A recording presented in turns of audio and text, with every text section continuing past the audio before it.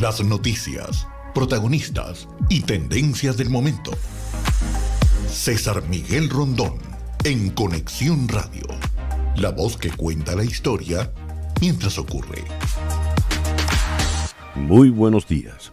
9:01 de la mañana de este lunes 5 de junio del año 2023.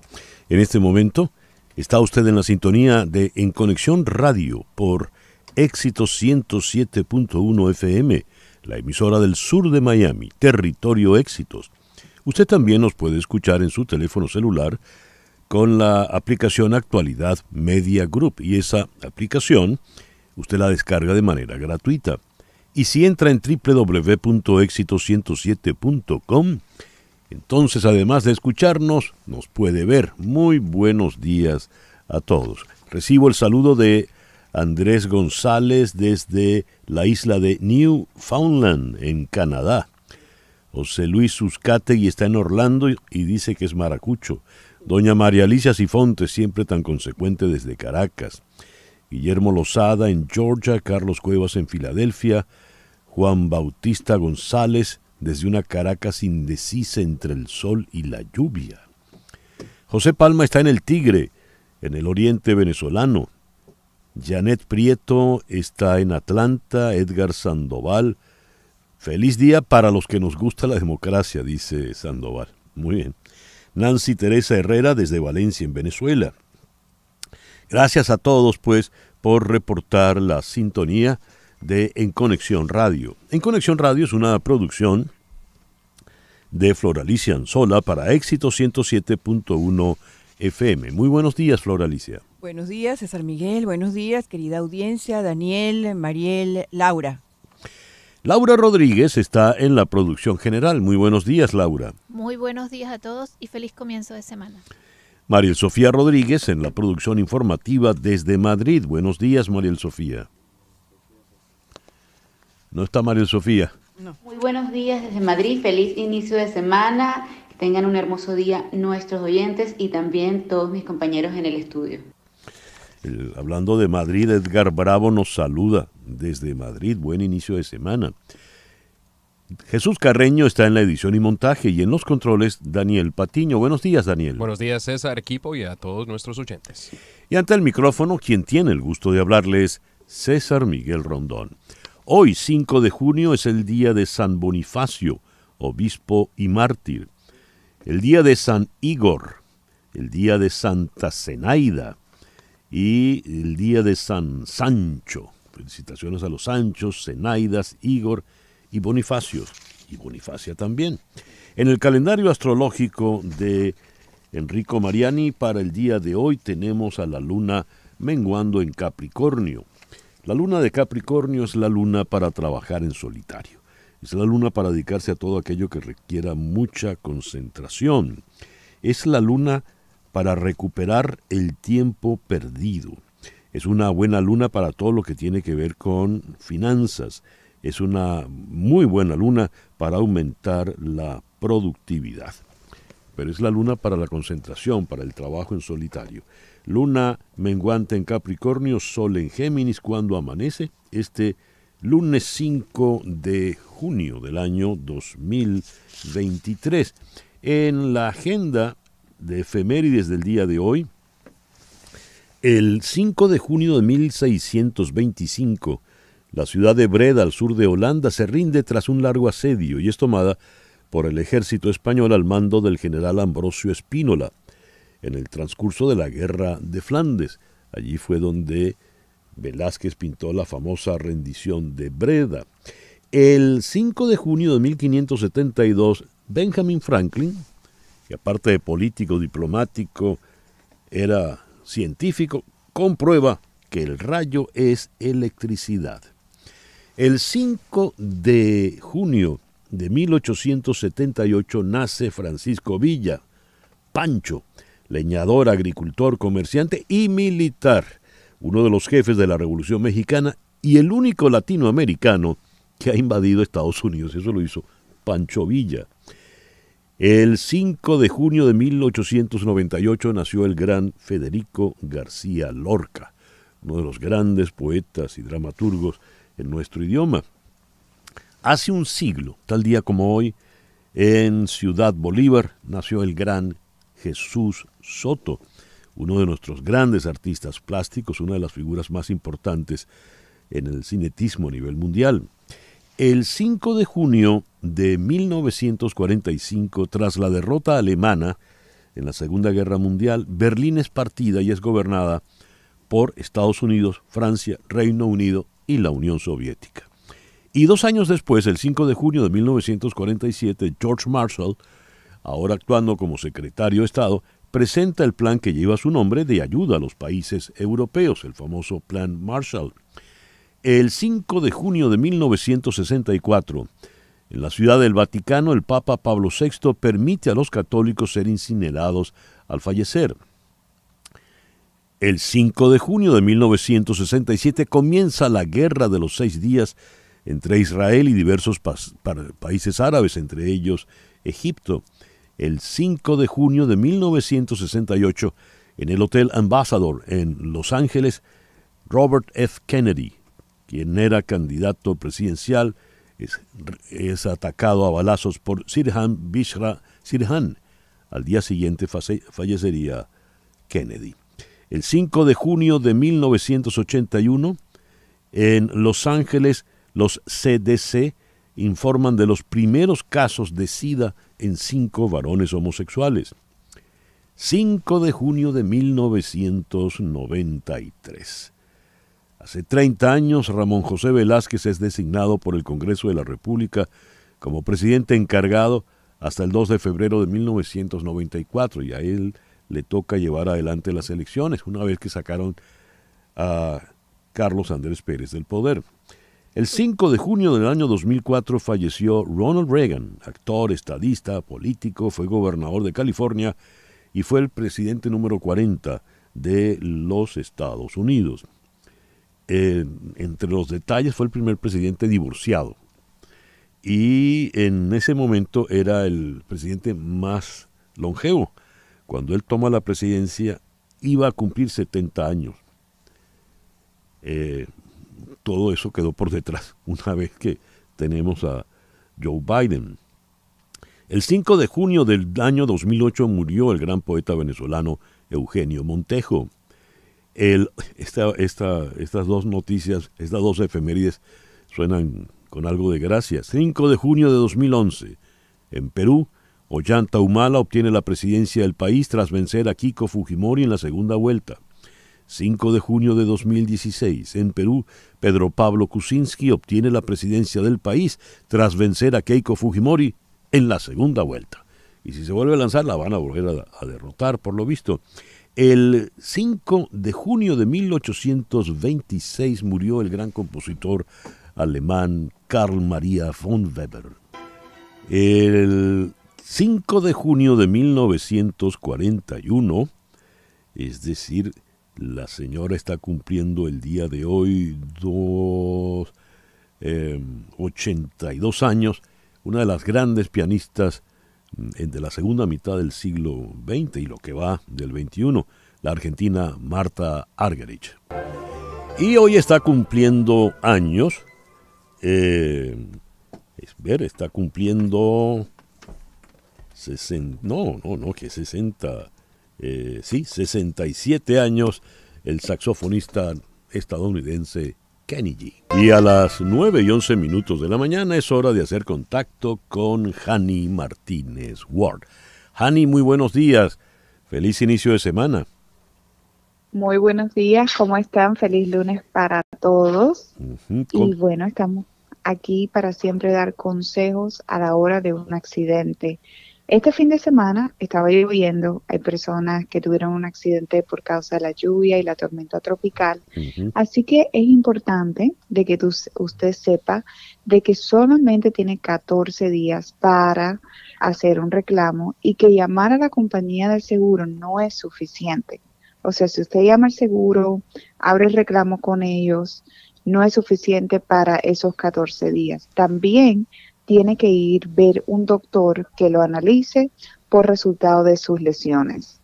Así que no hable con el seguro, le recomendamos que nos llame a nosotros para poderle guiar durante el proceso legal y también buscarle un doctor que pueda velar por sus lesiones. Hani, ¿por qué es importante buscarte a ti y a tu oficina y no a cualquier otro abogado de accidentes? Es importante porque nosotros somos especializados en accidentes. Número uno, cuando la compañía de seguro, usted dice, mi abogada es Hani Martínez Ward, el grupo legal es Hani Martínez Ward, ellos saben que tenemos una cantidad de abogados sin números. Eso es importante. Que son abogados que están dispuestos a ir a juicio. Si la compañía de seguro nos cede, quiere decir ellos nos tienen una reputación que hemos alcanzado durante más de 10 años en el área especializada en accidentes. Así que no nos van a dar la primera o la segunda oferta, sino que van a dar una oferta justa y al final eso se refleja en el dinero que el cliente va a recibir en su bolsillo. Por ello usted debe tener en su teléfono este número 855-DOLOR55, 855-DOLOR55, que equivale a 855-365-6755. Repito, 855-365-6755.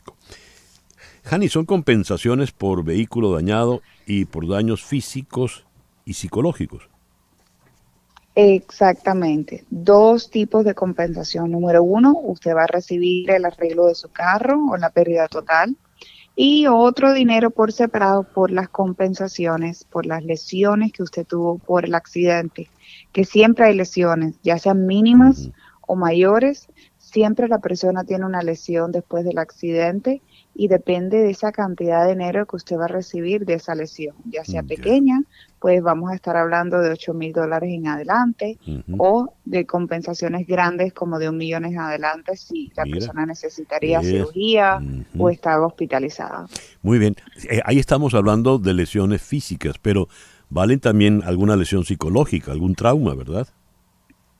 Exactamente, eso es parte también de las lesiones, no solamente como tú dices, las físicas, pero también las psicológicas. Y nosotros le buscamos un doctor, un psicólogo, un psiquiatra que pueda ayudarlo a sobrepasar un accidente que puede ser bien traumático emocionalmente. Claro que sí.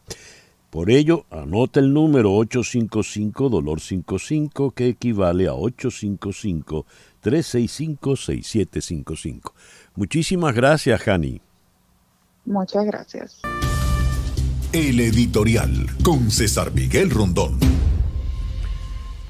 Cuando Armando Benedetti llegó a Venezuela en su condición de embajador de Colombia, del gobierno de Gustavo Petro, ante el gobierno de Nicolás Maduro, llegó con un tono un tanto altisonante, una actitud un tanto prepotente, y hubo consenso generalizado en que era un individuo algo incómodo, o en todo caso, que no era un diplomático. De hecho, Benedetti lo dijo puntualmente: no me comparen con un diplomático porque los diplomáticos son unos tontos. Caramba, y es un embajador el que dice semejante cosa. Advirtió también que él era un hombre fundamental, importantísimo en el gobierno de Gustavo Petro, que era el que lo había llevado allí y que por eso lo enviaban a Venezuela, porque mucho de la estabilidad y el futuro de Gustavo Petro venía de las relaciones con Venezuela. Eso fue no hace mucho. Resulta que en efecto el señor Benedetti no es precisamente un diplomático. Más bien, en realidad, digamos, es todo lo contrario. El fin de semana salieron a la luz estas grabaciones. Lo que tú me conoces a mí, el resto del tigre. El tigre hay que dejar una salida porque si no se tira encima de la persona. Y tú sabes que yo soy el tigre, que hacían 5 salidas, pronto me tiro encima de la persona. Entonces, por favor, no me vengas a decir que fue por buena, por pedra, que yo estuve por lo que sea. Vamos a matar gente. Ahí me han tirado 3 horas ahí. Un man que hizo 100 reuniones en una campaña política. Un man que consiguió 15.000 millones de dólares. Que busqué toda la plata y tú lo sabes, para que fueran a los hoteles, para que se viera para acá todo demás. Nadie, ni Petro trabajó más yo que yo en ese grupo de campaña. Si no hubiera sido por mí, no gana ni hueputa. Por respeto a usted, estimado oyente, hemos tenido que editar estas grabaciones que dio a conocer la revista Semana en Bogotá durante el fin de semana. Y digo por respeto a usted, porque si bien se coló al final un insulto, he de decirle que todas las grabaciones son prácticamente una cloaca por el lenguaje soez, escatológico de este individuo Benedetti. ¿Con quién hablaba Benedetti? ¿A quién le decía que él trabajó más por el triunfo de Petro que el mismo Petro, que él fue el que llevó la mayor cantidad de dinero? Pues se lo decía a Laura Sarabia, quien hasta había trabajado para él, y al momento en que recibe esa descarga era la jefa de gabinete del presidente Petro, una joven de escasos 29 años, recién cumplidos por lo visto. De por medio estaba un escándalo que empezaba a crecer, ya lo habíamos comentado el viernes de la semana pasada. Los dos han salido fuera y esto por lo visto va a agravarse. El señor Benedetti dijo que el contenido de esas grabaciones, los audios fueron manipulados. Él escribió en Twitter: los audios de Revista Semana han sido manipulados. Pido excusas al presidente Gustavo Petro y a Laura Sarabia por la agresión y el ataque malintencionado que no viene de mi parte. El no en mayúsculas. Pero Benedetti queda muy mal porque es su voz y, como decía, la cloaca que suelta por la boca, pues lo deja muy mal parado. ¿Qué responde el presidente Gustavo Petro? También en Twitter. Petro aseguró que su campaña electoral no recibió dinero del narcotráfico ni su gobierno ha hecho nada ilegal. Y en la cuenta de Twitter escribió que en su gobierno ni se ha aceptado chantaje sobre cargos públicos o contratos, ni se han recibido en la campaña dinero de personas ligadas al narco, ni mucho menos se ha manejado cifras como 15.000 millones por fuera de nuestra contabilidad. Y termina el tuit Petro con esta frase: yo no acepto chantajes ni veo la política como un espacio de favores personales. En todo esto, el señor Petro, por lo visto, estaba exigiendo o ser ministro del Interior o ser canciller, porque estaba aburrido en Venezuela. Y no es que era muy importante la embajada en Venezuela, que tan importante que por eso lo habían enviado a él y solo a él. A la hora de indagar, a la hora de empezar a hurgar un poco, la fulana niñera de la señora Sarabia, al parecer fue mandada a pinchar su teléfono, no a ella, por una supuesta vinculación con el Clan del Golfo. Después, aparentemente, creo que eso se desmintió. Pero esto luce sumamente enredado y está en serios problemas Armando Benedetti, pero también Gustavo Petro. 9:21 de la mañana, una pequeña pausa. Al regreso, las noticias de Estados Unidos, Venezuela, América Latina y el mundo. Continuamos en breve con César Miguel Rondón en Conexión Radio por Éxitos 107.1 FM.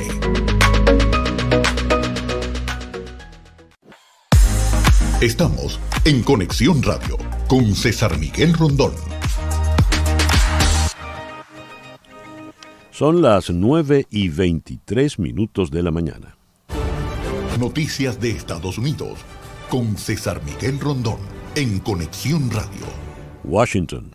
Aviones de combate F-16 de las Fuerzas Armadas de Estados Unidos interceptaron ayer domingo el aparato que se estrelló en las proximidades de Washington, D.C., después de que el piloto no respondiera a los intentos de contactarle.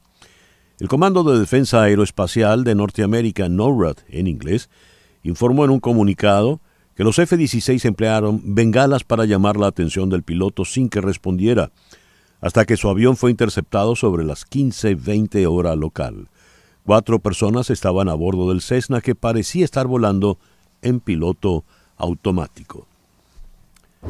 Estados Unidos y China presentaron visiones marcadamente diferentes de la seguridad en una importante conferencia. Los jefes de defensa de los dos países compartieron un incómodo apretón de mano el primer día del diálogo de Shangri-La en Singapur y luego se enfrentaron en discursos en días sucesivos.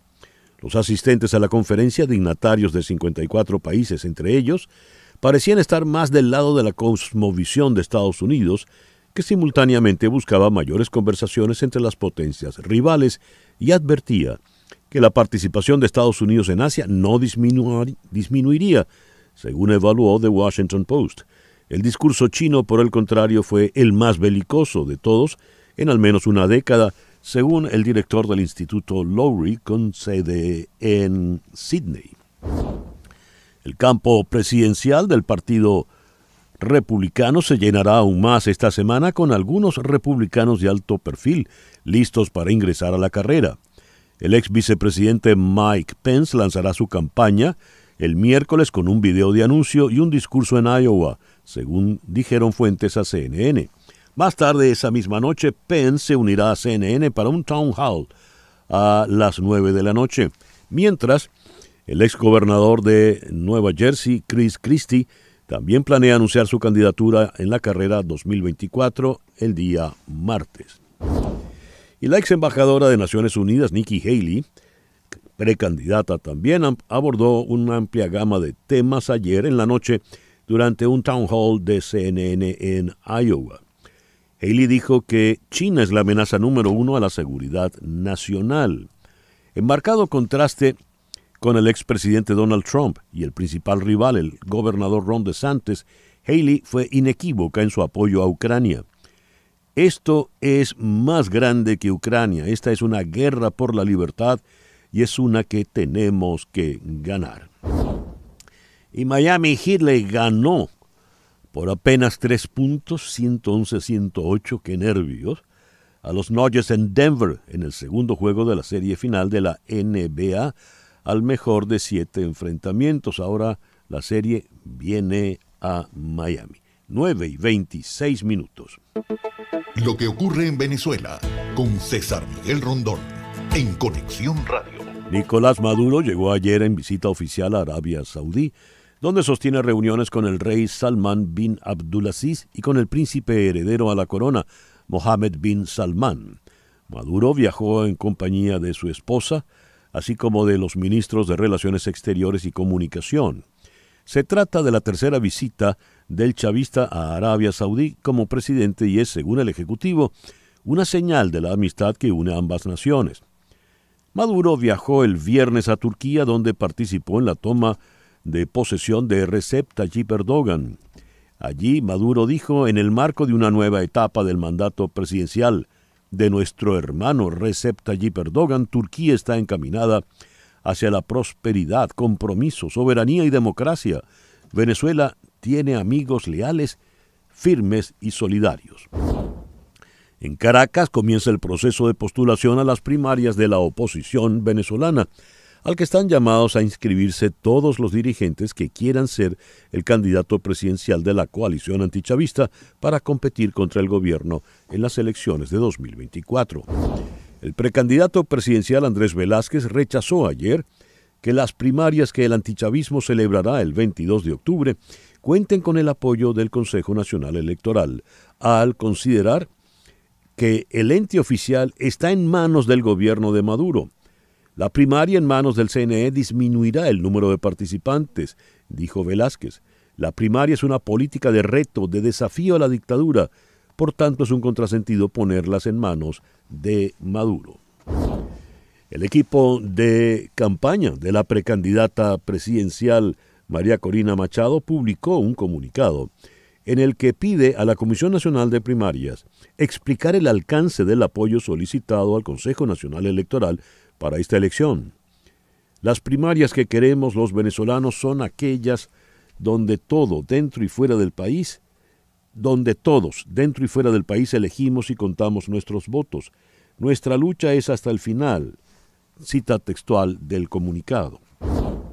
La noche del viernes, la Comisión Nacional de Primarias publicó un comunicado en el que informó que había pedido una reunión al Consejo Nacional Electoral a los fines de ratificar y formalizar lo tratado hasta ahora en relación con diversos aspectos y garantías de la primaria, incluyendo lo relativo a la protección de la identidad de los votantes. Agregó el comunicado que, de confirmarse estas especificaciones, se solicitará la asistencia técnica para la organización de la primaria el 22 de octubre del 2023. Cita textual, y es esta cita lo que motivó las reacciones que leí antes de Andrés Velázquez y del partido de María Corina Machado. 9:29 de la mañana. Lo que pasa en Latinoamérica, en Conexión Radio. Latinoamérica, hay que comenzar por la ciudad de Bogotá, luego del rifirrafe grueso que incluye al señor Benedetti, a la señora Saravia y nada menos que al presidente Petro. En la línea telefónica en la ciudad de Bogotá está David Parra, quien cubre las noticias de la presidencia en el Palacio de Nariño para Cable Noticias. David, muy buenos días. Gracias por atendernos. Hola César, ¿cómo estás? Muy buenos días y un saludo para toda la audiencia. ¿Cómo estás? ¿Cómo amanece este lunes luego de ese agitadísimo fin de semana en Colombia? Bueno, sin duda alguna es una tormenta política y una crisis que está viviendo el gobierno del presidente Petro, bastantes voces políticas, diferentes sectores pidiendo la renuncia del presidente debido a la revelación de estos audios en donde pues se escuchan chantajes, abusos, groserías y pues prácticamente una tormenta lo que se ha armado con todo esto. ¿Qué va a ocurrir? Porque Benedetti queda en muy malas condiciones. ¿Él sigue en Caracas todavía? No, ya hermano Benedetti ya regresó, ya está aquí en Colombia, que hace unos días, justamente la semana pasada, lo vimos cerca del Palacio Presidencial, ha estado pues muy hermético con la prensa, pero ya está en Bogotá. Lo que se espera ahora es que se ha enviado a la Fiscalía. Ya el exministro del Interior ya lo denunció a la Fiscalía, el presidente también ha hecho un llamado para que esas declaraciones que dijo en los audios los ponga en conocimiento de las autoridades. Dijo Benedetti que los habían manipulado esos audios. ¿De qué manera? ¿Cómo justifica él eso? Bueno, dice que no están completos porque en los audios no se escucha la voz de la otra persona, que sería Laura Saravia, quien es la jefe de gabinete. Entonces dice que están manipulados. Todavía no ha explicado bien de qué forma, pero pues sí se escucha evidentemente que la otra parte no se escucha ese audio. Pero en todo caso se escucha lo que él dijo. Y lo que él dijo, comentábamos en el editorial, es prácticamente una cloaca verbal. De 3 palabras, 2 son subidísimas de tono, ¿no? Realmente ofensivas. ¿Cómo ha caído eso en la sociedad colombiana, David? Bueno, pues fueron más de 11 millones de votos que votaron por el presidente Petro, muchos de ellos bastante dolidos, muy sorprendidos con lo que está pasando con el gobierno, muy sorprendidos de lo que se está diciendo y que se pone en duda pues la gobernabilidad y la eficacia del presidente Petro. Cuando esto ocurre, las encuestas, antes de que esto ocurriera, mejor dicho, las encuestas no dejaban muy bien parado al presidente Petro. Su nivel de aprobación, según escuchábamos en el programa precedente de Sánchez Cristo, el nivel de aprobación está en el punto más bajo, 26 puntos de aprobación. ¿De qué manera puede haber afectado este incidente al gobierno del presidente Petro? Bueno, pues la última encuesta que se reveló justamente fue el viernes pasado, una encuestadora muy grande aquí en Colombia. Entre esos resultados todavía no se conocía pues este escándalo que se está revelando ahora, entonces sin duda va para el suelo la popularidad del presidente Petro en Colombia. Laura Saravia, ¿qué va a ocurrir con ella? Bueno, Laura Saravia ya salió del cargo, el presidente ha hecho pues que enviaran todas las declaraciones a la Fiscalía. Por ahora ella va a estar pues fuera de sus funciones, no va a tener ningún cargo público por el momento. Igualmente ha estado muy hermética, me ha querido hablar con los medios de comunicación. Yo tenía contacto muy seguido con ella en Palacio, pero ha estado muy hermética con todo lo que ha sucedido. ¿De qué manera en todo este enredo está vinculado el llamado Clan del Golfo? Bueno, el Clan del Golfo lo vinculan cuando se hace esta presunta chuza, esta presunta intercepción telefónica, en donde lo que pasa, el problema viene con una ex trabajadora de Laura Sarabia, de la gente de gabinete, quien presuntamente se habría robado un dinero. Ellos le hicieron un interrogatorio en la Presidencia de la República, y lo que pasa, lo que demuestra el fiscal en comunicado, es que el número de teléfono de la ex niñera apareció vinculado en una investigación del Clan del Golfo en la costa pacífica.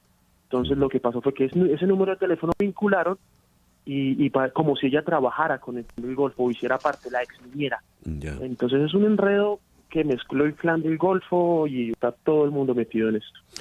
¿Qué rol está jugando el fiscal Barbosa? Bueno, el fiscal Barbosa está también aprovechando en momentos, sin duda es uno de los grandes opositores al gobierno nacional, aprovechando también esa posición de poder que tiene en una de las ramas del poder aquí en Colombia, y pues está jugando porque pues se vienen elecciones regionales este año aquí en Colombia. Él hace parte del colectivo del Centro Democrático, que es el partido de oposición al gobierno del presidente Petro. Entonces pues está dando esos golpes duros, pero pues también regido en la Constitución, en su misión constitucional, que es hacer la fiscalización de todo lo que pasa en el país. Ya. David, muchísimas gracias por atendernos en esta mañana. No, César, un gusto, y nuevamente a la orden siempre aquí en Bogotá, muy pendientes a lo que necesiten. Gracias. David Parra cubre el Palacio de Nariño, la presidencia, para Cable Noticias, allá en Bogotá. 9:35. Las noticias del otro lado del mundo. En Conexión Radio. Me quedan dos noticias de América Latina. En Panamá se lanzó una ofensiva contra los traficantes de migrantes en el tapón del Darién. El año pasado casi 250.000 personas cruzaron el Darién, el único tramo de tierra entre América del Norte y América del Sur sin carretera, casi el doble que en el 2021. Las cifras muestran que 2023 está en camino de establecer un nuevo récord. Ahora es más fácil traficar con una persona que traficar con un kilo de drogas, dijo el ministro de Seguridad de Panamá. Los venezolanos representaron la mayor parte de los que cruzaron el país el año pasado, aunque la ruta ahora es utilizada a menudo por inmigrantes de lugares tan lejanos como Afganistán y Sri Lanka, que buscan un camino hacia la frontera entre Estados Unidos y México. Y hablando de México, Morena, el partido del presidente López Obrador, se consolidó como principal fuerza política del país al ganar ayer la gobernatura del Estado de México. Una victoria que ponía fin a casi un siglo de gobiernos del PRI en la entidad más poblada de la nación. Y ahora sí, con las noticias del mundo, los ministros de Petróleo y Energía de la alianza OPEP Plus, integrada por 23 países, acordaron ayer en Viena extender por un año más, hasta fines del 2024, los recortes vigentes de su bombeo. Además, llegaron a un compromiso sobre el reparto interno de la cuota de producción a partir del 1 de enero de 2024, que dejará en 40.46 millones de barriles diarios la oferta total del grupo, según la declaración final de la reunión ministerial celebrada ayer domingo. El secretario general de la OTAN, Jens Stoltenberg, aseguró en Estambul que Suecia ha implementado todo lo acordado con Turquía para poder entrar en la OTAN en las próximas semanas. En una rueda de prensa tras encontrarse con el presidente turco Recep Tayyip Erdogan, el secretario general dijo en referencia a una pronta entrada del país escandinavo en la alianza que aún estamos a tiempo de conseguirlo en la cumbre de los aliados en Vilna, 11 y 12 de julio próximo. El presidente de Ucrania, Volodymyr Zelensky, ha asegurado que desde el inicio de la guerra 485 niños ucranianos han sido asesinados por los ocupantes rusos. Este es un número que podemos confirmar oficialmente conociendo los datos de cada niño, dijo Zelensky. Desafortunadamente el número real es mayor. Cada vez que liberamos nuestra tierra de los ocupantes rusos, aprendemos la terrible verdad sobre la ocupación. El ejército ruso se debate entre la defensa de su frontera, que se ha mostrado muy vulnerable a las incursiones enemigas, y el avance en el Donbass, donde las unidades chechenas han reemplazado a los mercenarios del grupo Wagner. La región de Belgorod, el eslabón más débil de la frontera, ya que comparte 540 kilómetros con las regiones ucranianas de Lugansk, Kharkov y Sumy, ha sido objeto de ataques ininterrumpidos desde hace 2 semanas, sin que aparentemente el Kremlin pueda hacer nada para evitarlo. Mientras, Kiev dice que todo está listo para lanzar la contraofensiva, cuyo primer paso sería precisamente obligar a Rusia a retirar tropas de Ucrania con el fin de proteger su territorio. El Papa Francisco ha enviado a Kiev al cardenal Matteo Zuppi, encargado de intentar una mediación en la guerra de Ucrania con el objetivo principal de escuchar en profundidad a las autoridades ucranianas sobre posibles vías para alcanzar una paz justa y apoyar gestos de humanidad que contribuyan a aliviar las tensiones. El ministro de Ferrocarriles de la India, Ashwini Vaishnav, dijo que un fallo en el sistema automático de señalización causó el choque de 3 trenes que dejó en el este del país 275 muertos y 1.170 heridos, según los últimos datos. La principal formación de la oposición en la India, el histórico Partido del Congreso, se sumó a las voces que exigen la dimisión del ministro Vaishnav. El accidente tuvo lugar el pasado viernes en el distrito de Balasore, en el estado oriental de Odisha, cuando un tren de pasajeros entró en una vía ocupada por un segundo tren de mercancías estacionado, chocando y descarrilando. En ese momento, otro ferrocarril de pasajeros que transitaba por la estación colisionó con ambos. El ejército de Sudán y el grupo paramilitar Fuerzas de Apoyo Rápido continuaron los combates en Jartum y otras áreas del país, pese al nuevo llamamiento de los mediadores Estados Unidos y Arabia Saudí de retomar el diálogo para una nueva tregua en lugar de la que venció el pasado sábado. Son las 9:41 de la mañana, una pequeña pausa y al regreso venimos con nuestro foro del día de hoy. PDVSA Cripto. ¿Recuerdan PDVSA Cripto? El caso donde Tarek El Aissami sale de la presidencia de PDVSA, sale del ministerio. Tarek William Saab, el fiscal general, habla de la razzia, de la guerra contra la corrupción. Los funcionarios, altos funcionarios del gobierno en bragas anaranjadas. Pues bien, todo eso ha ido calmando, no se ha vuelto a saber de eso. ¿Y qué ha pasado? ¿Dónde está Tarek El Aissami? ¿Qué hace Tarek William Saab? ¿Hay más presos? ¿Dónde están presos? Para ello vamos a conversar con César Batis, director de El Pitazo, y con Víctor Amaya, editor de Tal Cual. Nuestro hashtag y PDVSA Cripto ¿qué? 9:42 de la mañana. Ya regresamos en Conexión Radio por Éxito 107.1 FM en Miami. En un momento regresamos con César Miguel Rondón en Conexión Radio por Éxitos 107.1 FM. Vamos con nuestro foro en la mañana de hoy, hashtag y PDVSA Cripto ¿qué? ¿Qué ha pasado? ¿Dónde están presos los que mostraron en bragas anaranjadas? ¿Siguen todos presos? ¿A dónde han conducido las investigaciones del señor Tarek William Saab? ¿Por qué no ha vuelto a hacer anuncios? ¿Qué pasó con Tarek El Aissami? ¿Dónde está Tarek El Aissami? En fin, son tantas las preguntas y sobre todo, ¿por qué el silencio ahora? Un silencio tan espeso después de tanto escándalo. En la ciudad de Miami está César Batis, director de El Pitazo. César, buenos días. Buenos días, César Miguel. Buenos días, Víctor Amaya, que nos acompaña también en este espacio. Gracias Víctor, sí. por la invitación y bueno, y hablar de este tema que está muy interesante. Víctor Amaya, de Tal Cual, está en Caracas. Víctor, muy buenos días. Hola, buenos días a todos, ¿cómo están? Gracias por la invitación. A ti por atenderla. A ver, comencemos entonces. ¿Por qué el silencio? Comencemos con César Batis.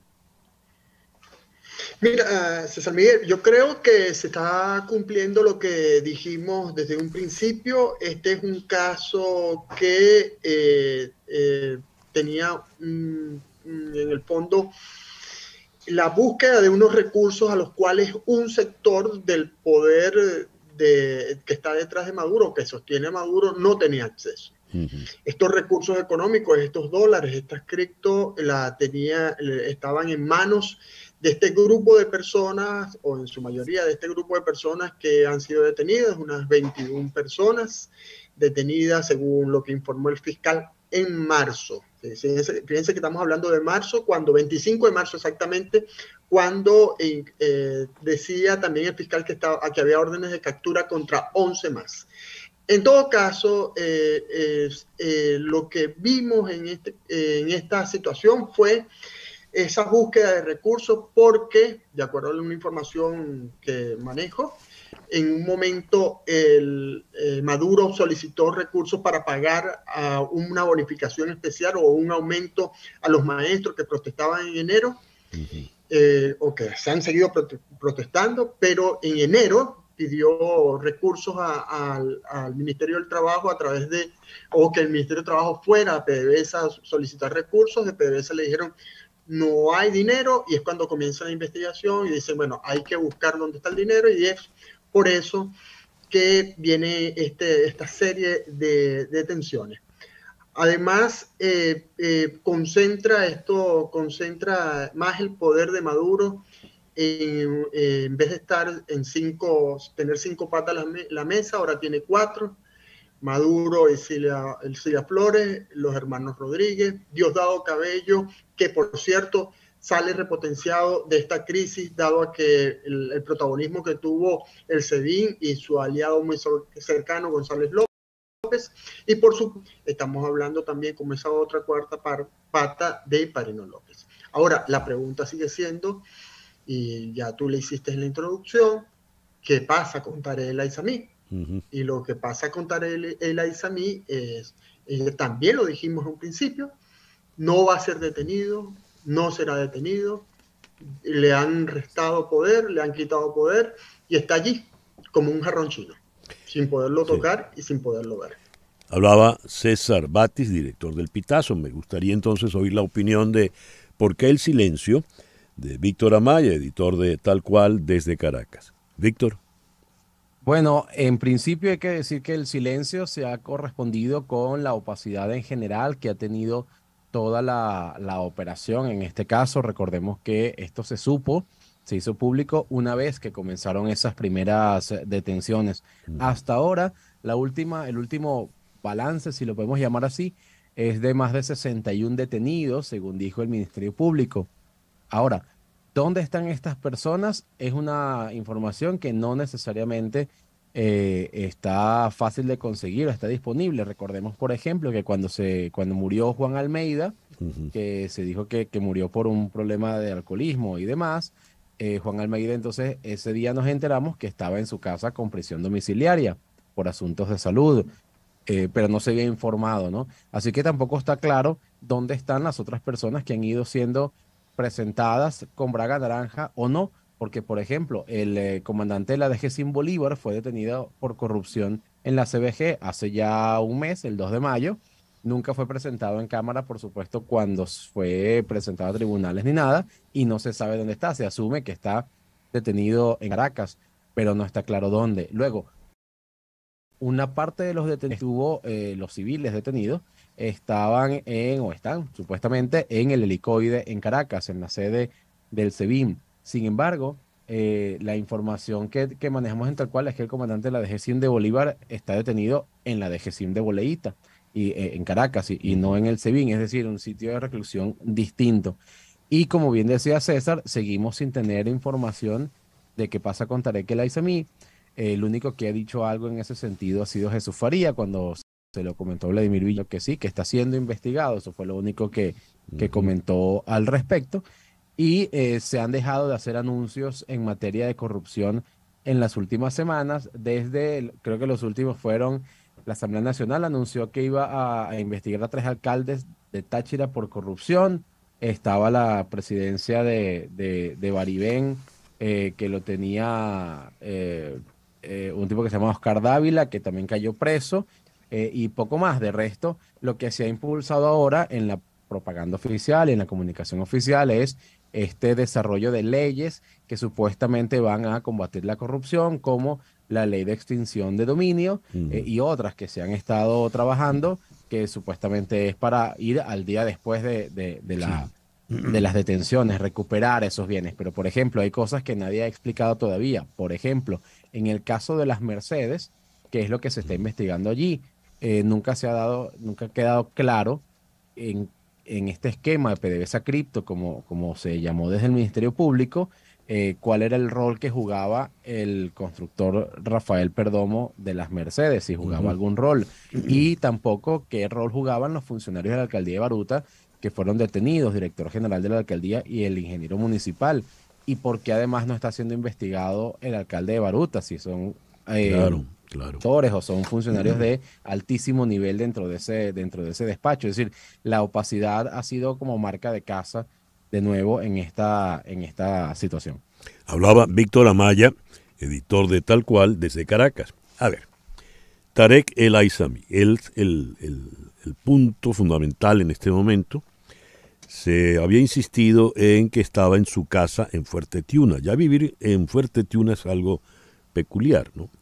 Ahora, una cosa es vivir en Fuerte Tiuna estando de buenas con el poder, y otra es vivir en Fuerte Tiuna estando de malas con el poder, porque eso puede pasar a ser una suerte de prisión domiciliaria. Ahora, llegaron rumores, informaciones de buenas fuentes, diciendo que lo habían trasladado, lo habían sacado de Fuerte Tiuna, por no mencionar algunas voces que dicen que ya ni siquiera está en Venezuela. ¿Qué sabe al respecto César Batis? Mira, la información que tenemos es que está en Venezuela. Ahora, si lo trasladaron de Fuerte Tiuna, no creo que sea por una situación de que vaya a ser detenido. Yo sigo sosteniendo lo que me dijeron fuentes desde el martes siguiente a que comenzara esta situación, que, como decía Víctor, ya lleva más de 80 detenidos, 81 detenidos, pero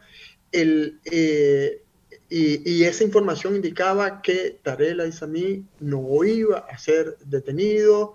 Incluso se ha hablado de, como tú decías, de que estaba fuera del país. Hay una versión que apunta a que algún funcionario de un gobierno del Medio Oriente planteó el traslado de Tarek El Aizami al Medio Oriente, pero eso fue negado. Y es que es lógico, pues si ustedes ven, y esto liguémoslo con la situación del sector petrolero, en mayo la producción petrolera bajó.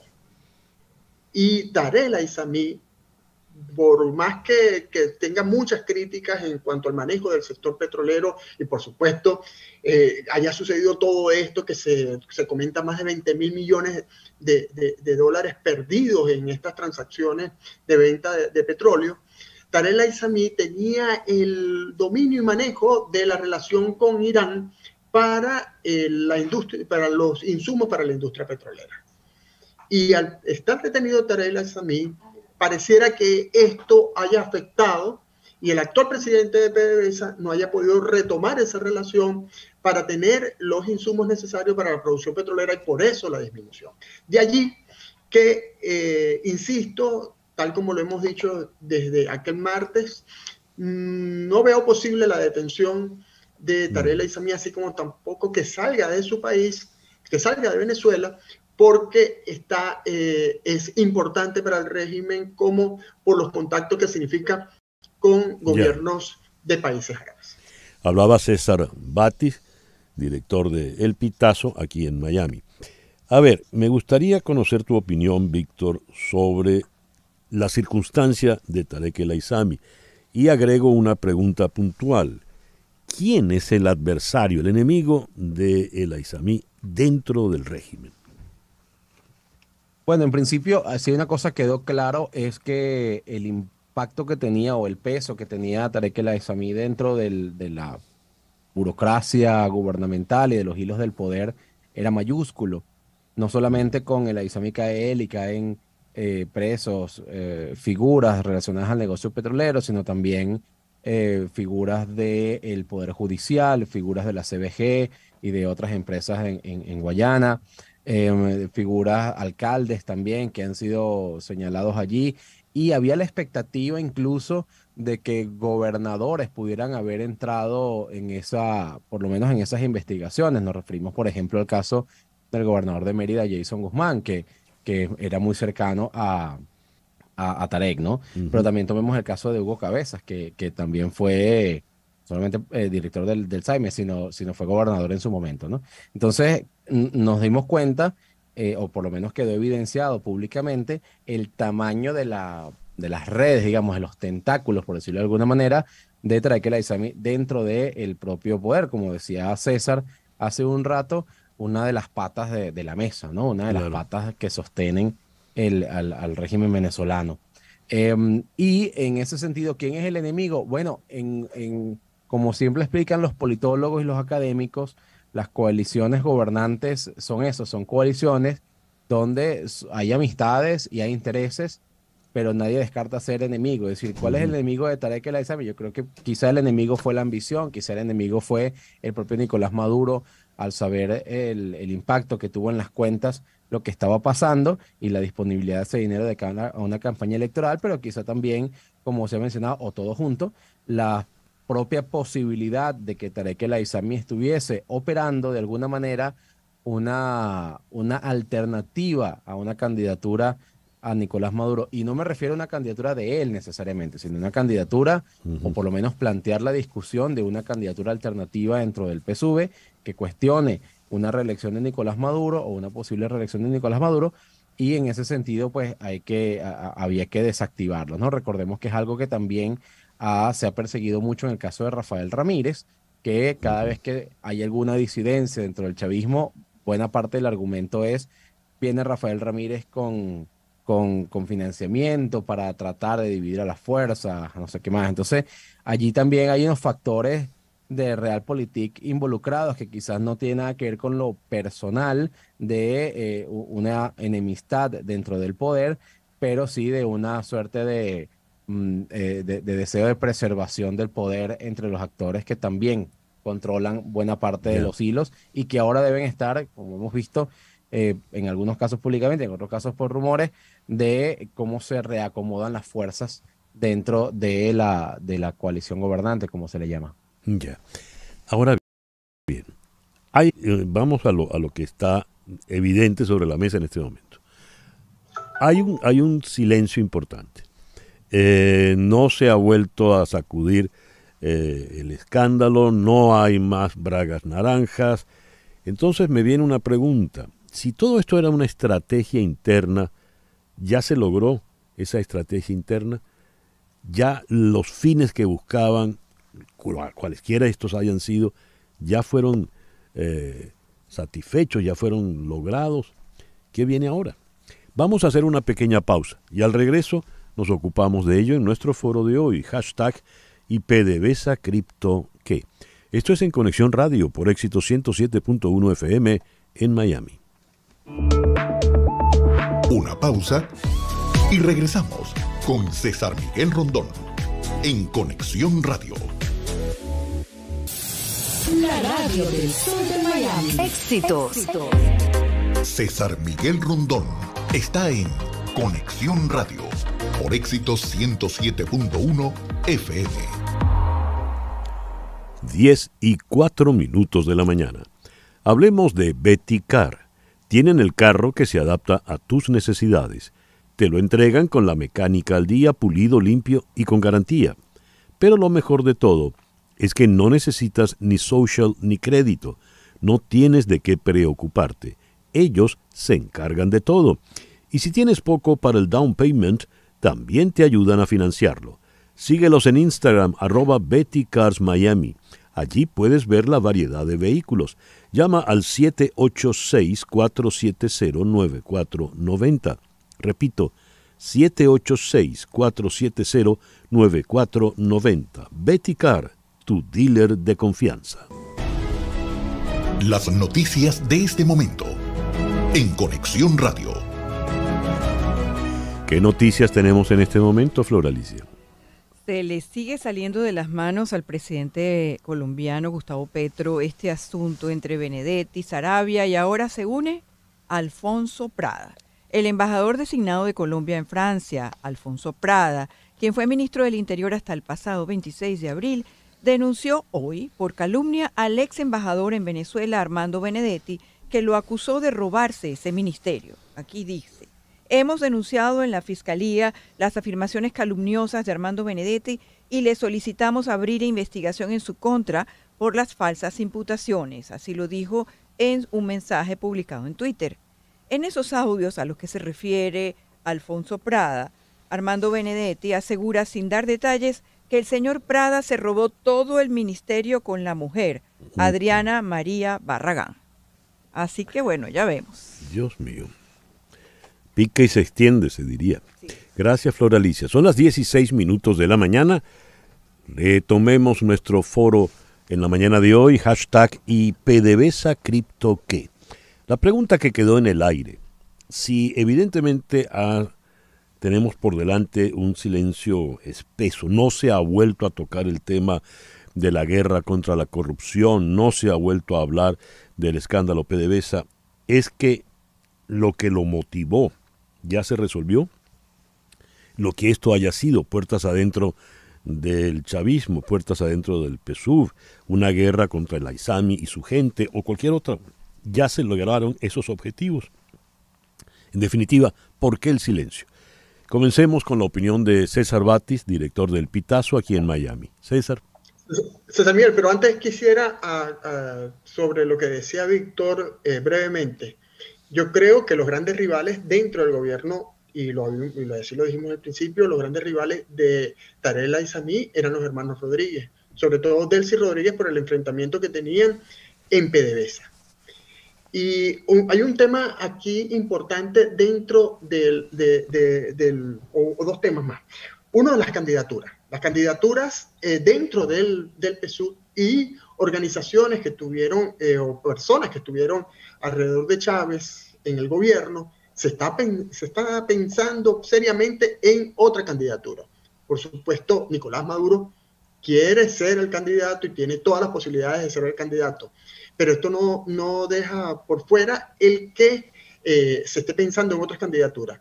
No sé si Tarek El Aizami estaba dentro de ese grupo de los que buscaban una nueva candidatura, pero lo que sí estoy seguro es que el candidato no iba a ser él por su estado de salud. Por otro lado, es muy extraño que entre los detenidos, entre los más de 80 detenidos, no esté Samar López Bello. Y digo que no esté Samar López Bello, muy extraño este hecho, porque todos saben, o bueno, los que conocemos esta situación sabemos que Samar López Bello tiene una relación muy cercana o tenía una relación muy cercana con Tarek El Aizami, y él incluso está dentro de los investigados por el Departamento de Estado y está dentro de los primeros sancionados por Estados Unidos debido precisamente a su relación con Tarek El Aizami. Ahora, ¿será, de acuerdo a lo que comentan, que Samar López Bello ahora es un aliado de Delcy Rodríguez? ¿Será ese el motivo? No, sería interesante ver cómo se desarrollan estos acontecimientos, porque, repito, es muy extraño que no se ha mencionado en ninguna parte de esta investigación a Samar López Bello. Continuando con lo que tú planteas, el silencio, ¿se lograron los objetivos? Creo que sí, como lo decía al principio, ya no son 5 patas, ya se concentra el poder en 4 patas, de la que sostienen a Nicolás Maduro. El sector de Nicolás Maduro está manejando el negocio de PDVSA. El presidente de PDVSA responde directamente a Delcy Rodríguez y responde al Palacio Miraflores. Ya en ese sentido tienen la conducción de esos recursos. Ahora, el tema que tienen es que necesitan aumentar la producción petrolera para tener los suficientes recursos para financiar una campaña electoral que se aproxima. ¿Será suficiente lo que tienen, lo que están obteniendo a través de PDVSA? Pareciera que no, para una campaña con un candidato que pesa mucho a las fuerzas del oficialismo como es Nicolás Maduro.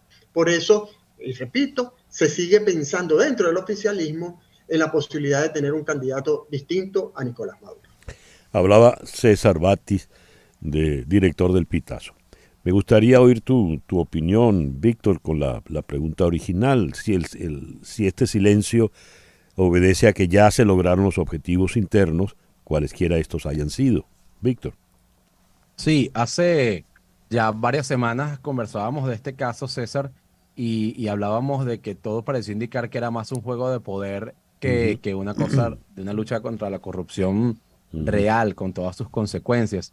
Pareciera que esos objetivos, por lo menos los primarios, fueron alcanzados, visto el bajón de información que ha tenido esto desde entonces y también de las detenciones y demás.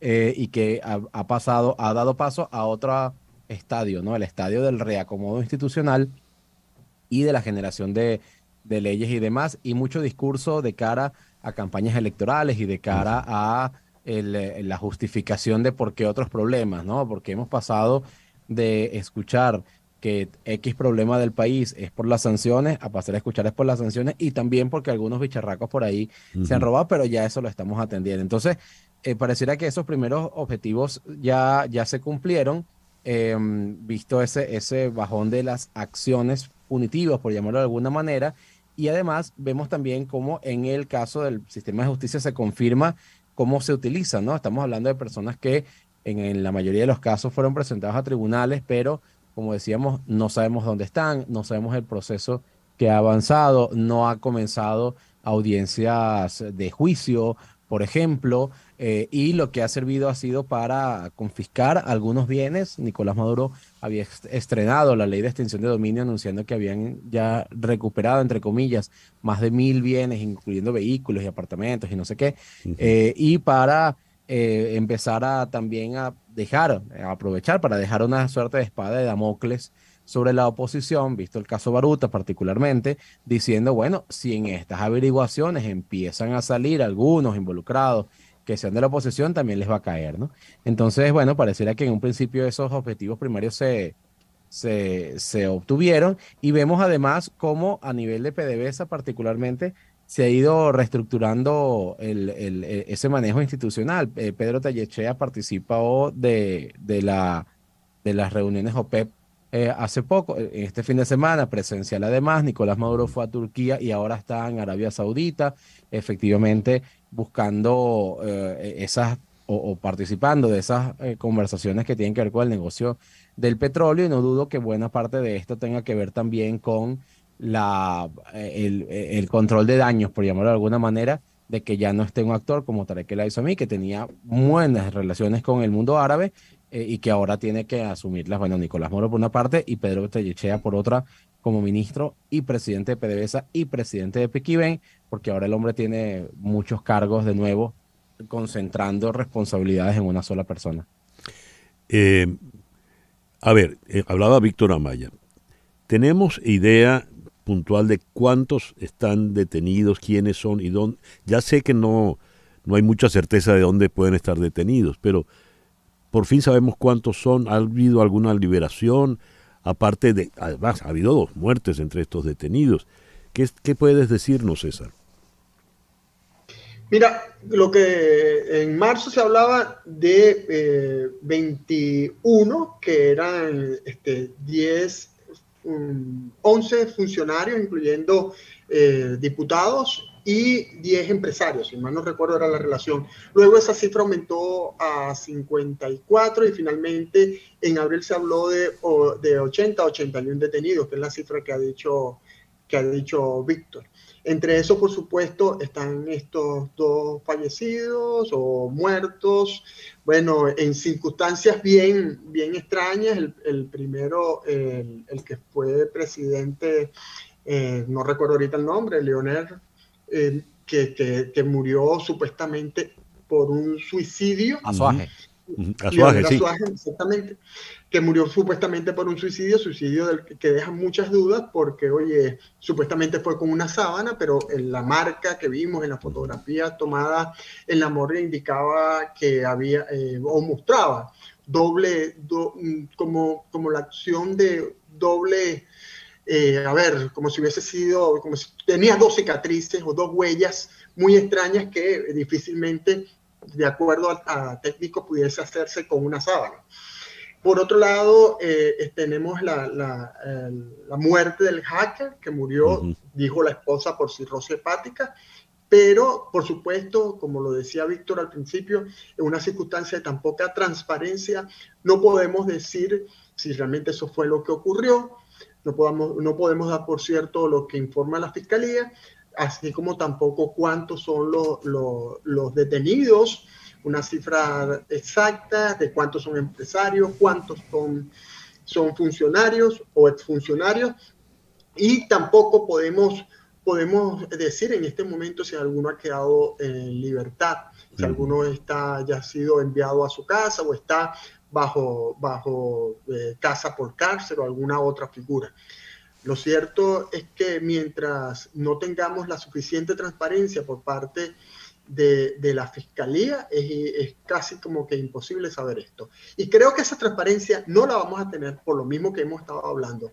El silencio cada vez va a ser mayor porque los objetivos para los cuales se realizó esta acción fueron cumplidos. Y recordemos, tenemos antecedentes, manos de metal. Recordemos, esa vez hubo detenidos y sé que hay un detenido, un empresario de origen árabe que fue detenido en esa circunstancia, del cual no se ha hablado más nunca, no se ha hecho más nada y que ni siquiera lo han presentado con la frecuencia debida como establece la ley ante los tribunales. Entonces, un gobierno y una fiscalía que está acostumbrada a trabajar con esta poca transparencia, por supuesto, va a seguir sin dar información exacta de lo que ocurre.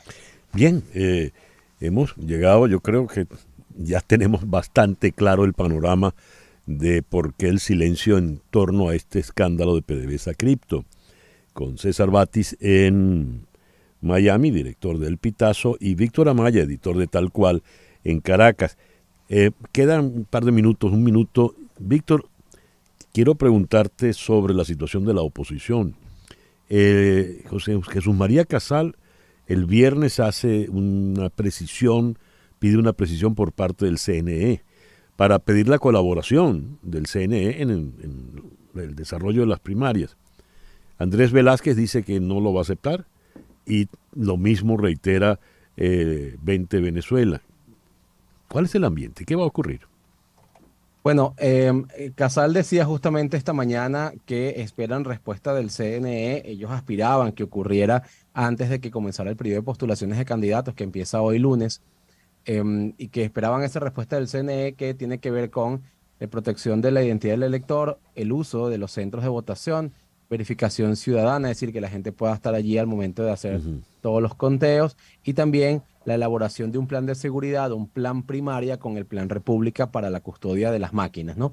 Decía Jesús María Casal esta mañana que efectivamente está planteado el uso de la captahuella, si se acuerdan estos puntos con el CNE, pero con un sistema que permita que la captahuella verifique la identidad del elector y no guarde datos para que no se puedan generar listas después de registro, digamos, de quién participó y quién no, pero que sí se utilizarían para evitar la doble votación, ¿no? el doble voto.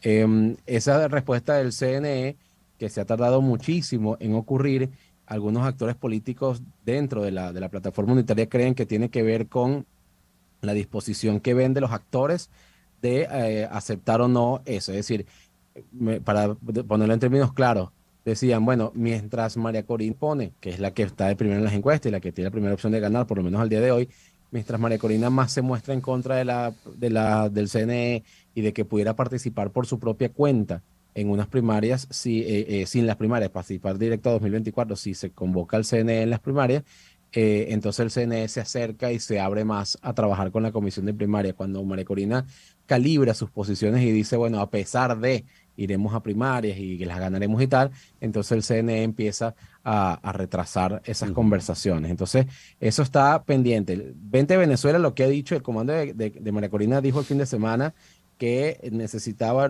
una explicación. Reclamaba que la Comisión Nacional de Primaria finalmente no había explicado claramente qué era lo que le estaba solicitando al CNE para esa asistencia técnica, que es diferente de la posición de Andrés Velázquez, que ciertamente es mucho más crítica ya de frente, diciendo involucrar al CNE lo que va a hacer es espantar electores. Pero bueno, la respuesta a 20 y la respuesta al comando de María Corina la está dando Jesús María Casal indirecto durante la mañana de hoy, cuando aclara que son esos puntos lo que ha estado conversando con el CNE y que espera esa respuesta. Recordemos que hasta ahora además hay unos 13 candidatos ya prepostulados, o por lo menos que han ratificado sus intenciones, y que a partir de hoy empezaremos a ver esas inscripciones, por lo menos en un principio la de Carlos Prosperi y la de Roberto Enríquez, que ya dijeron que van a ir desde el primer día, y otras que se pueden retrasar un poco más por el tema del CNE, por ejemplo la de María Corina Machado o la de Andrés Velázquez, y alguna otra que todavía no se sabe si va o no va, que es la del gobernador del Zulia, Manuel Rosales. A pesar de que su partido le ha pedido que se inscriba, él todavía no lo ha dicho públicamente. Víctor, muchísimas gracias por acompañarnos en esta mañana. Gracias, César. Saludos, César. Saludos, César, y al otro César también. Víctor Amaya, editor de Tal Cual desde Caracas. César, tocayo, muchas gracias por habernos acompañado en el foro de hoy. Gracias a ustedes y siempre a la orden. César Batis, director de El Pitazo, aquí en Miami. 10:22 de la mañana. Una pequeña pausa y ya regresamos en Conexión Radio por Éxito 107.1 FM en Miami. Una pausa y regresamos con César Miguel Rondón en Conexión Radio. Bien, mientras Laura recupera el contacto con Liliana Tecpanecatl, el apellido no, bastante mexica, ¿no? Mexica. Bien, hay una nota que llamó la atención. Esta viene desde África. En el contexto de la guerra en Nigeria, más de 80 yihadistas y miembros de sus familias murieron ahogados entre el viernes y el sábado en un río del noreste de Nigeria, en el estado de Borno, cuando huían de los ataques aéreos del ejército nigeriano. El noreste de Nigeria es blanco de ataques del grupo yihadista Boko Haram desde el 2009, una violencia que se agudizó a partir del 2016 con la aparición de su escisión, el ISWAP. Ambos grupos buscan imponer un estado de corte islámico en Nigeria, país de mayoría musulmana en el norte y predominantemente cristiano en el sur. Y a las 10:35 ahora sí tenemos el contacto en Puebla, México, con Liliana Tecpanecatl. Liliana, buenos días. Buenos días, César, a tus órdenes. Excelente lunes. Liliana, ¿qué significa la victoria contundente de Morena por la gubernatura del Estado de México?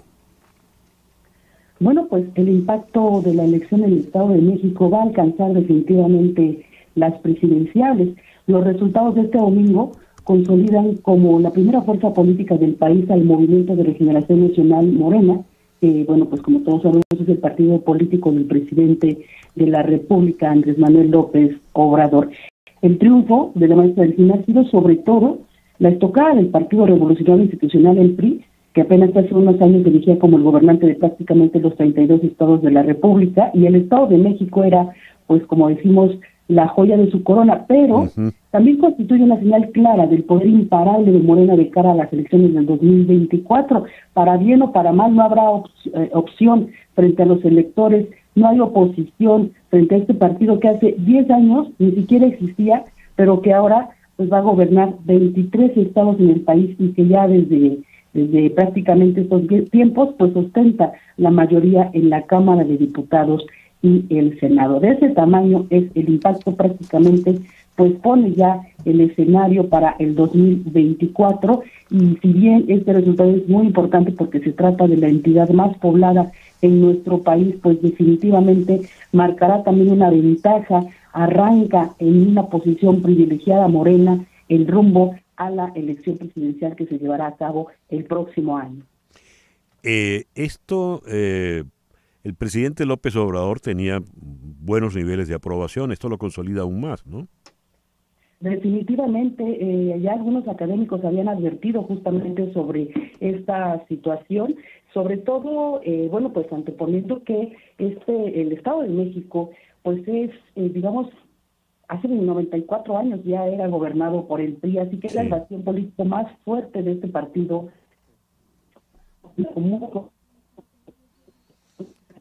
Ya.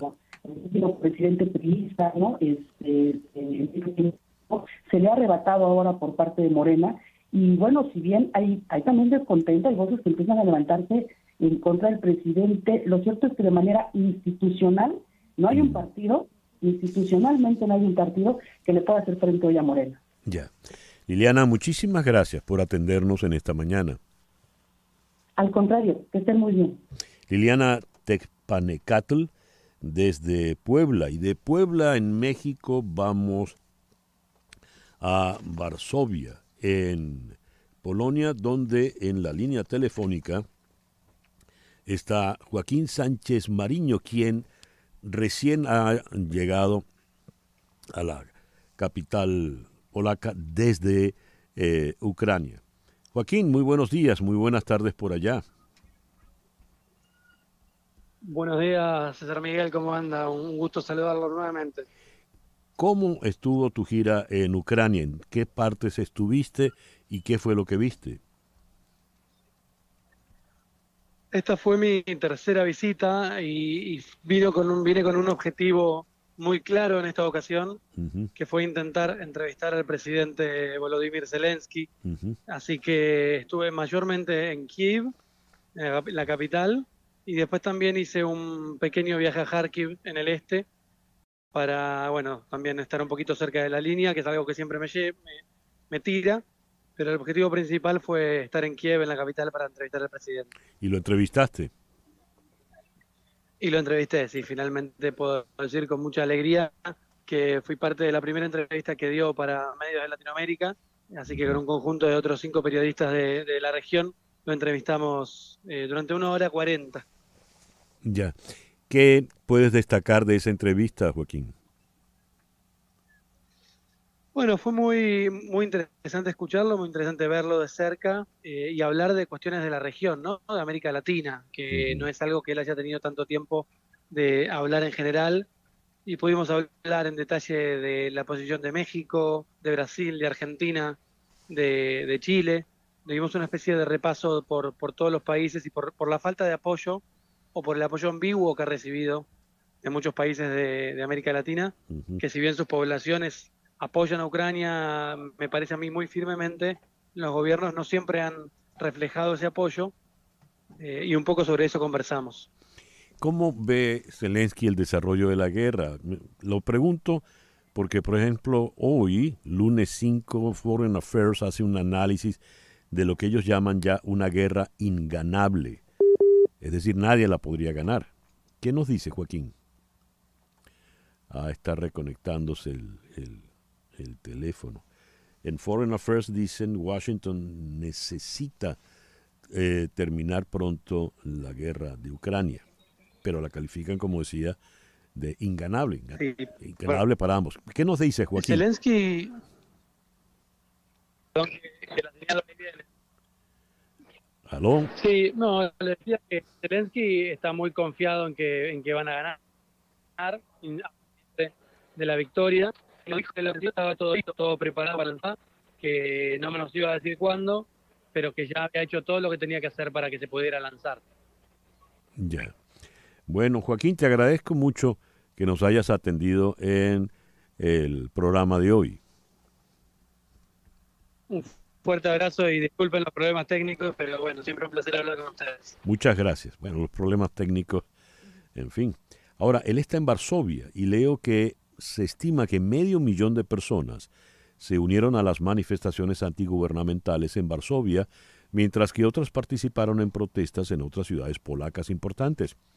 La marcha, celebrada en el aniversario de las primeras elecciones democráticas de posguerra en el país y antes de las elecciones previstas para este año, reunió a una serie de movimientos de oposición, incluidos manifestantes que alegan que el gobierno de Polonia está socavando las normas democráticas. En particular, se centraron en una nueva ley que prohíbe a las personas participar en la política por vínculos con Rusia, legislación que los críticos nacionales y los líderes occidentales han condenado. Mientras luchamos juntos por el derecho de Ucrania a elegir su propio futuro democrático, también debemos estar más atentos a la hora de proteger las normas democráticas en nuestros países de origen, dijo el exministro de Relaciones Exteriores de Polonia, Radek Sikorski. Son las 10:42, hacemos una pequeña pausa y ya regresamos en Conexión Radio por Éxitos 107.1 FM. Continuamos en breve con César Miguel Rondón en Conexión Radio por Éxitos 107.1 FM. Ya viene Daniel.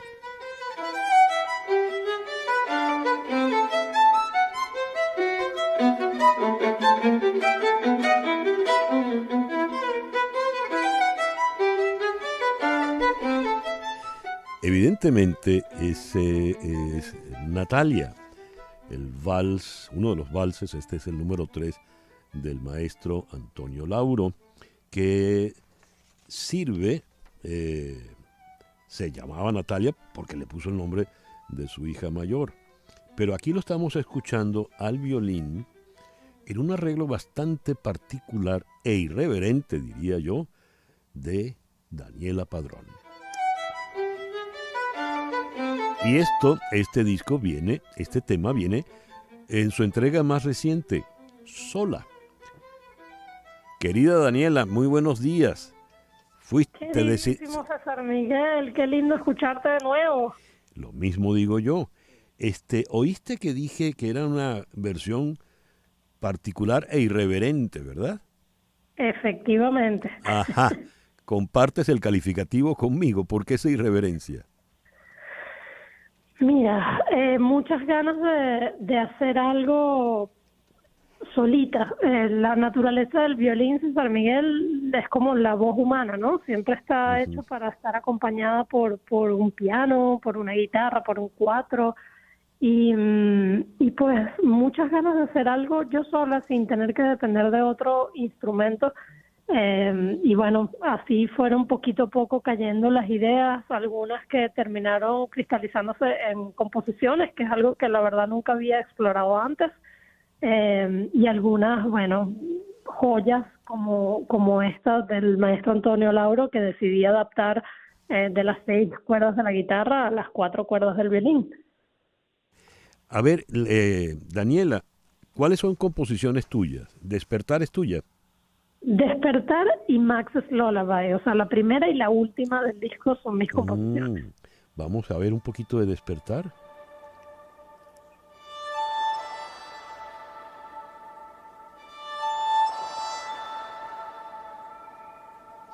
Ahí te estás apoyando también con la electrónica, ¿no? Sí, la ingeniería de sonido es una maravilla. Muy bien. Y Max's Lullaby, la última, también es una composición tuya. Vamos a ver.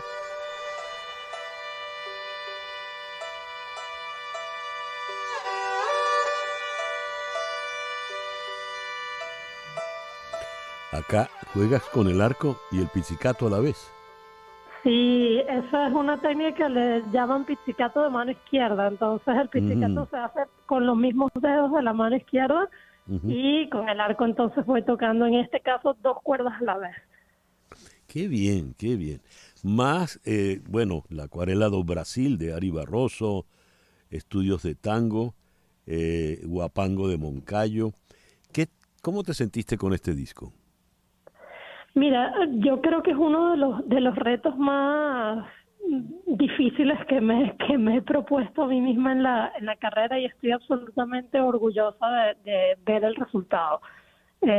porque siento que resume un poco mi identidad, desde ser un músico clásico que tiene esa formación y esa técnica, hasta pasar por la parte latinoamericana y folclórica, ¿no? Entonces, creo que es un buen resumen de quién soy yo. Y me hace muy feliz, César Miguel, poder montarme en un escenario yo solita a hacerlo. De verdad que eso es algo a lo cual, sinceramente, le tenía mucho miedo. Y me hace muy feliz al día de hoy poder haber superado ese miedo y disfrutar de estar sola yo en un escenario. ¿Y cuándo te vas a montar solita en el escenario? Bueno, ahorita acaba de terminar toda una temporada de conciertos. El verano suele ser un poco más tranquilo, sin embargo, no sé si tienes escuchas que están en Caracas o tienen familia en Venezuela. En julio, claro. Si Dios quiere, voy a estar por allá en el Centro Cultural BOD el 30 de julio. Y el 22 de julio voy a hacer un monólogo musical que se llama Confesiones de una violinista. Y bueno, ya en septiembre volvemos de nuevo, César Miguel, con la serie de conciertos de Music at the Monastery. Así que por allá te espero nuevamente. ¿Cómo es el monólogo musical? Mira, es algo que de nuevo surge de la necesidad de literalmente estar sola en un escenario. Me ofrecieron una fecha para hacer un evento en marzo y literalmente no daban los números para que fuéramos varios en escena. Yo dije, no puede ser que yo le diga que no a una oportunidad como esta, yo tengo que ver qué me invento. Y me senté, César, a escribir un guión junto a mi esposo en que hablamos de todo lo relacionado a la vida de un violinista, que quizás mucha gente ni se imagina lo que sucede en los intríngulis, ¿no? Por ejemplo, hablo de lo incómodo que es para un violinista tocar entre mesas, que es lo típico que le mandan a hacer uno en un matrimonio. No, bueno, queremos que en la cena tú vayas pasando entre las mesas. Digo, ¿a quién se le ocurrió una cosa como esta? Le puedes pegar el arco, clavárselo a alguien en el ojo, le puedes pisar el vestido a la señora mientras vas pasando. Total que, bueno, es un monólogo musical con clave de humor. Obviamente no me considero yo para nada una comediante, ni mucho menos, pero es literalmente una violinista hablando de su experiencia. Ahí suena al fondo la acuarela de Brasil.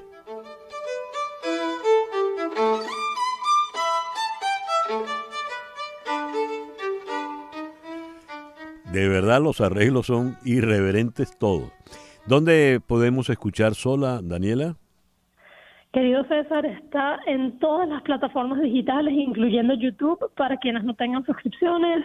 También tenemos Apple Music, Spotify. Estamos en donde usted quiera escucharnos, digitalmente hablando. Muy bien. Daniela Padrón, Sola.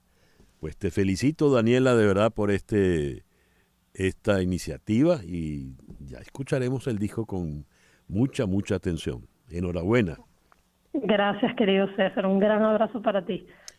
Daniela Padrón, busquen el disco, es una gran violinista. El reloj dice que son las 10:53 de la mañana. Hoy es el Día Mundial del Ambiente. Se celebra con la finalidad de sensibilizar a la población mundial acerca de la importancia de cuidar nuestros ecosistemas y fomentar el respeto al medio ambiente. El Día Mundial del Medio Ambiente fue proclamado por la Asamblea General de Naciones Unidas en 1972, coincidiendo con el inicio de la Conferencia de Estocolmo, cuyo tema principal fue precisamente el medio ambiente. Y ya son las 10:53. Con la irreverente Janet Jackson nos vamos por el día de hoy. En Conexión Radio es una producción de Flor Alicia Anzola para Éxito 107.1 FM, con Laura Rodríguez en la producción general, María Sofía Rodríguez en la producción informativa, Jesús Carreño en la edición y montaje, Daniel Patiño en los controles y ante el micrófono, quien tuvo el gusto de hablarles, César Miguel Rondón.